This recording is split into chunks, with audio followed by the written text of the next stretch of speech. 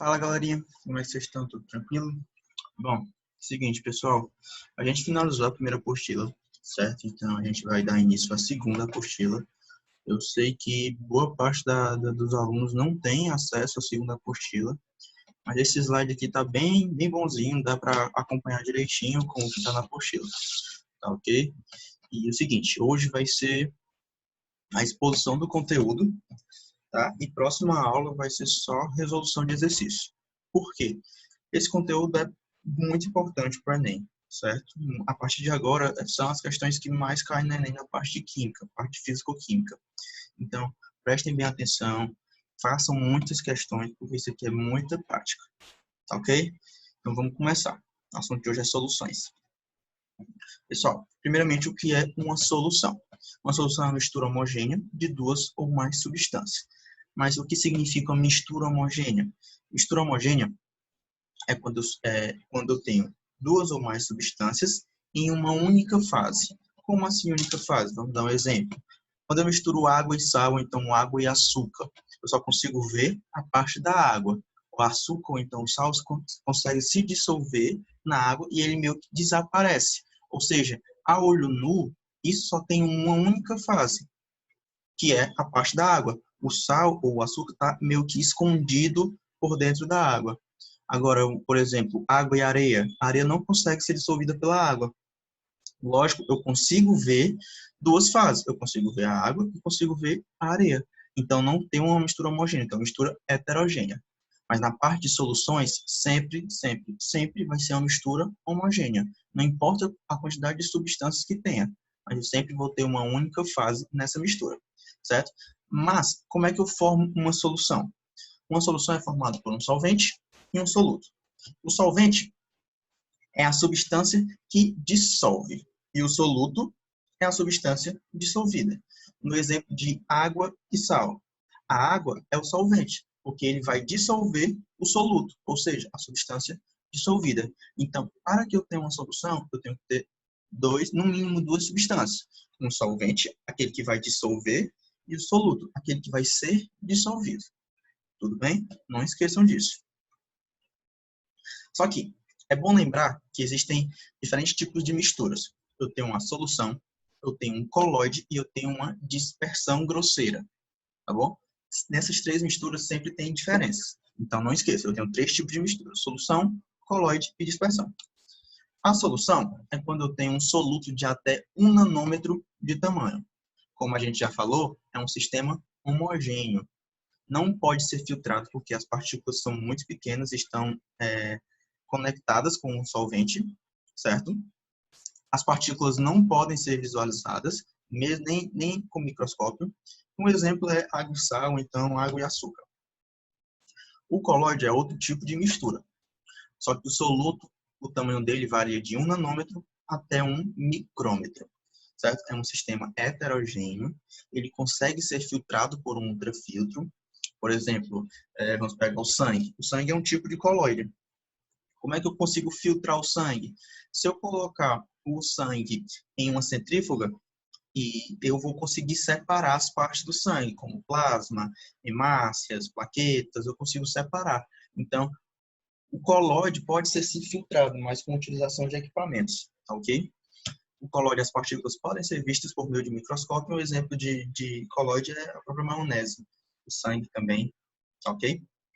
E, por fim, a última mistura é a dispersão grosseira, chamada, que o soluto tem tamanho acima de 1 micrômetro, ele é heterogêneo, consegue ser filtrado por um filtro comum, as partículas podem sim ser vistas a olho nu, um exemplo é a água e a areia, ok? Aí vamos lá. Eu tenho vários tipos de soluções. Eu tenho aquelas soluções diluídas. O que é uma solução diluída? É aquela que possui baixa concentração. Vamos supor que eu vou misturar Nescau e leite, certo? Se eu colocar muito leite para pouco Nescau, o solvente, que é o leite, e o soluto, que é o Nescau, vai estar com a baixa concentração, porque eu tenho muito solvente e pouco soluto. Então, eu tenho uma solução diluída. Agora, se eu pegar uma pequena quantidade de leite e uma grande quantidade de Nescau, eu vou aumentar a concentração dessa minha solução. Então, eu tenho um tipo de solução concentrada. Agora, eu posso dividir as minhas soluções em moleculares ou iônicas, o que significa que as moleculares não conduzem nenhum tipo de eletricidade e os iônicos podem conduzir eletricidade. Por exemplo, se você pega água e sal, quando o sal entra em contato com a água, ele se ioniza em Na+, que é o sódio, e Cl-, que é o cloreto. Então, eu tenho íons circulando que podem proporcionar a condução da eletricidade. Agora, se eu misturar sacarose com água, a sacarose é uma substância molecular, ela não produz íons. Então, essa solução molecular, ela não tem capacidade, ela não proporciona a condução de eletricidade. Então, isso é muito importante, pessoal, certo? Uma solução molecular não é capaz de conduzir eletricidade. Agora, uma solução iônica, pela produção de íons, ela conduz a eletricidade. Um exemplo é água e sal. Tudo bom? Vamos lá. Essa parte aqui é um pouco mais chatinha. O que é o coeficiente de solubilidade? O coeficiente de solubilidade indica a quantidade de soluto para tornar uma quantidade de solvente saturada em uma determinada condição de temperatura e pressão. Sei que parece um pouco confuso, o que é um solvente saturado, em que condição de temperatura e pressão, mas calma que a gente vai explicar bem direitinho. Seguinte, com esse coeficiente de solubilidade, a gente tem 4 tipos de soluções. Eu tenho uma insaturada, aquela que não atingiu o coeficiente de solubilidade. Eu tenho a saturada, aquela que atingiu o coeficiente de solubilidade. Eu tenho a saturada com corpo de fundo, que ela atingiu o coeficiente de solubilidade, só que sobrou uma parte. E essa parte que sobrou, ela vai acabar sendo precipitada como corpo de fundo. E eu tenho a supersaturada, que ela ultrapassou o coeficiente de solubilidade, está tudo dissolvido, tá bom? E prestem atenção, o coeficiente de solubilidade só vai mudar com a temperatura. Então, vamos supor assim, ó, que o coeficiente de solubilidade do NaCl a 25 graus Celsius seja 30 gramas de sal para 100 gramas de água. Se eu mudar a temperatura, vamos supor 30 graus Celsius, aí esse coeficiente de solubilidade vai ser mudado, certo? Nada consegue mudar o coeficiente de solubilidade, somente a temperatura. Tá bom? Então, se eu mudo a temperatura, eu mudo o coeficiente de solubilidade daquela substância. Tá bom? Então, vamos lá. Um exemplo. Suponha que o coeficiente de solubilidade da água seja 30 gramas de NaCl por 100 gramas de H2O. O que esse 30 gramas de NaCl por 100 gramas de H2O indica? Que quando eu pego 100 gramas de água, eu só consigo dissolver 30 gramas de sal. Se eu colocar 31 gramas, perceba que esse passou 1 grama, então esse 1 grama vai ser precipitado como corpo de fundo. Se eu colocar 25 gramas vai ser toda dissolvida, ok? Agora, se eu tiver 200 gramas de água, aí eu posso dissolver agora 60 gramas, porque eu dupliquei a quantidade de água. Se eu pegar 300 gramas de água, eu posso dissolver 90 gramas de sal, porque eu tripliquei a quantidade de água. E percebam que sempre é associado a uma temperatura. Se eu mudar essa temperatura, todo esse coeficiente aqui vai ser mudado. Então, vamos lá. Perceba que eu tenho o soluto, o solvente e a solução. Se eu pegar 100 gramas do solvente e 20 gramas do soluto, eu vou ter uma solução insaturada. Por quê? O que é uma solução insaturada? São aquelas soluções em que o coeficiente de solubilidade não foi atingido. Qual é o meu coeficiente de solubilidade? 30 gramas. E aqui eu só coloquei 20 gramas. Então, eu tenho uma solução insaturada. Agora, se eu pegar 100 gramas de água novamente, de solvente, e pegar 30 gramas de NaCl, do soluto, eu vou ter uma solução saturada. Por quê? Porque agora eu consegui atingir o meu 30 gramas que o coeficiente de solubilidade indica, naquela determinada temperatura. Então, agora eu tenho uma solução saturada. O que é uma solução saturada? É quando a solução consegue atingir o coeficiente de solubilidade. Ok? E, por fim, quando eu pego 100 gramas de solvente, que no caso aqui é água, e 45 gramas de soluto, que no caso aqui é o NaCl, eu vou ter uma solução saturada com corpo de fundo. Como assim? A água com 100 gramas só consegue dissolver 30 gramas. E aqui eu coloquei 45. Então, ele vai dissolver as 30 gramas e os 15 que sobraram vai ser depositado no fundo do recipiente como corpo de fundo. porque aqueles 15 não vai ser dissolvido, porque eu só tenho capacidade de dissolver 30.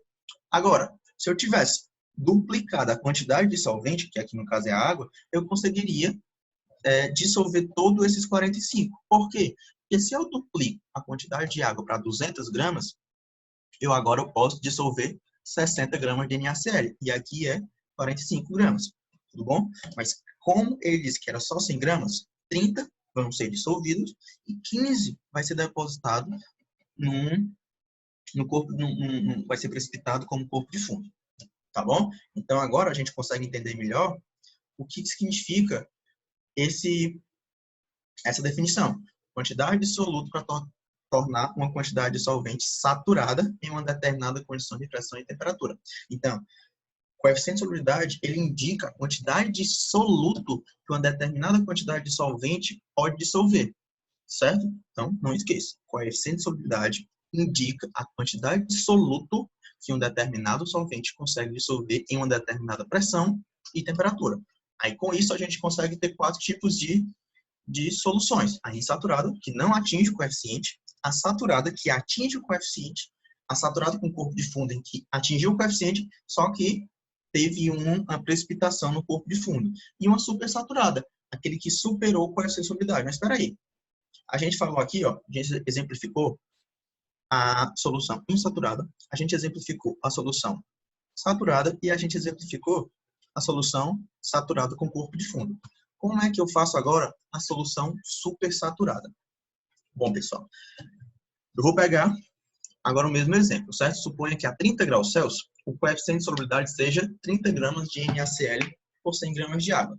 E a 25 graus Celsius seja 20 gramas de NaCl por 100 gramas de água. É um exemplo totalmente diferente, tá bom? Eu não sei exatamente qual é a solubilidade do sal, só coloquei aqui como modo de exemplificação. A 30 graus Celsius, ele consegue dissolver 30 gramas de NaCl. Ou seja, se ele consegue dissolver e eu coloquei essas 30 gramas, então eu tenho uma solução saturada, ok? O que foi que eu fiz? Eu diminuí a temperatura. A 25 graus Celsius, meu coeficiente de solubilidade é 20 gramas de NaCl. E os 30 gramas já estava dissolvido e permanecem dissolvidos. Então, percebam que a 25 graus Celsius eu só posso dissolver 20. Só que aqui já tinha 30. Então, eu consegui ultrapassar meu coeficiente de solubilidade por meio da mudança de temperatura. Então, a solução supersaturada, ela vai ultrapassar o coeficiente de solubilidade, mas por meio de um experimento químico, ou pelo aumento da temperatura, ou então pela diminuição da temperatura. Mas, pessoal, não esqueçam, a solução supersaturada é altamente instável. Como assim? Se eu fizer um leve toque, ou então balançar essa solução supersaturada, aqueles 10 gramas que ultrapassou, porque a 25 graus Celsius, eu só posso dissolver 20, e eu tinha 30. Aqueles 10 gramas que ultrapassou vai ser precipitado como corpo de fundo. Então, repito, a solução supersaturada é aquela que consegue ultrapassar o coeficiente de solubilidade. Como é que eu faço isso? Não me entra, porque o que ultrapassa é para ser precipitado. Concordo com você. Mas isso acontece quando eu tenho uma mudança de temperatura, certo? Aqui, a 30 graus Celsius, eu consigo dissolver 30 gramas. Aí, quando eu diminuo a temperatura da solução, os 30 gramas já estavam dissolvidos.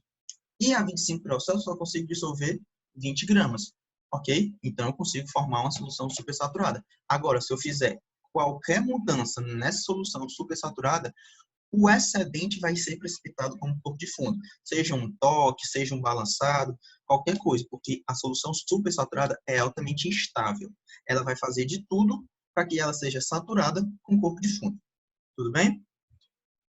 Aí, a gente consegue ter um gráfico da curva de solubilidade. Pessoal, eu tenho 3 áreas aqui. Eu tenho essa aqui, ó, por cima da linha, que é a própria curva de solubilidade. Aqui ela indica as soluções saturadas. Então, vamos supor aqui, ó, na temperatura de 30 graus Celsius, meu coeficiente de solubilidade é 20 gramas de sal para 100 gramas de água. Outro exemplo, numa temperatura de 90 graus, meu coeficiente de solubilidade é 90 gramas de sal para 100 gramas de água. Então, vamos aprender a estudar esse gráfico.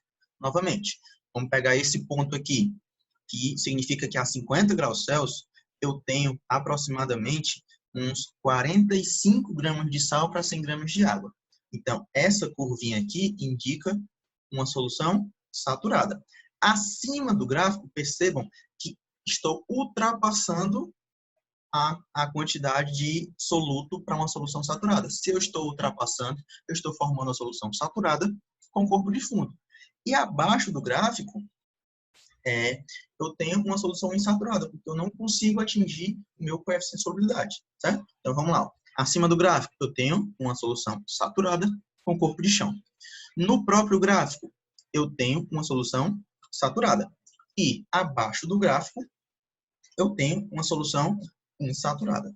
Ok? Então, se a questão nos der um ponto bem aqui, aí ele pergunta qual é o tipo de solução? Você vai dizer uma solução saturada com corpo de chão. Por quê? Porque nessa temperatura, o meu coeficiente de solubilidade é cerca de 20 gramas de sal por 100 gramas de água. E eu estou aqui aproximadamente a 60 gramas de sal.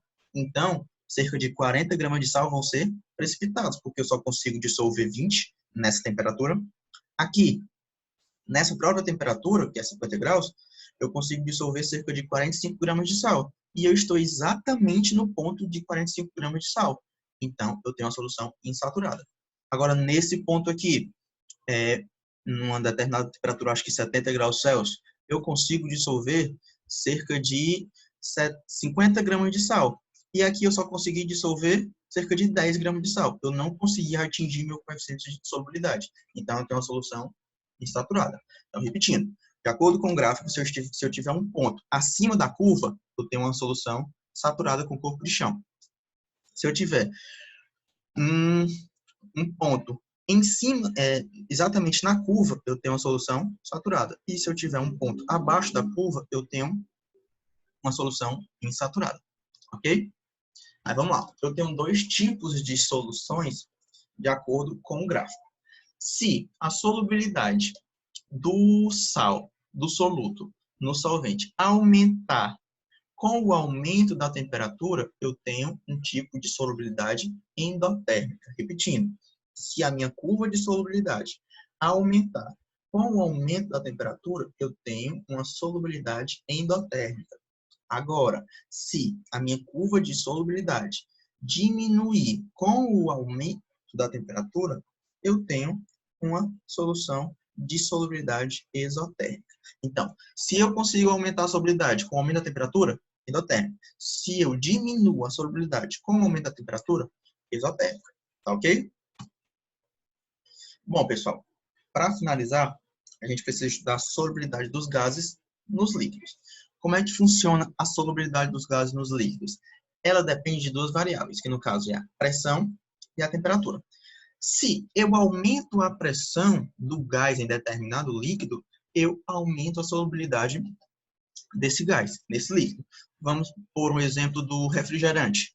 No refrigerante, eu tenho uma pressão sendo exercida para que o CO2 do refrigerante seja solubilizado pelo refrigerante. Então, eu preciso que tenha uma pressão para que o gás seja solubilizado. Se eu aumento a pressão, eu aumento a solubilidade. Se eu diminuo a pressão, eu diminuo a solubilidade.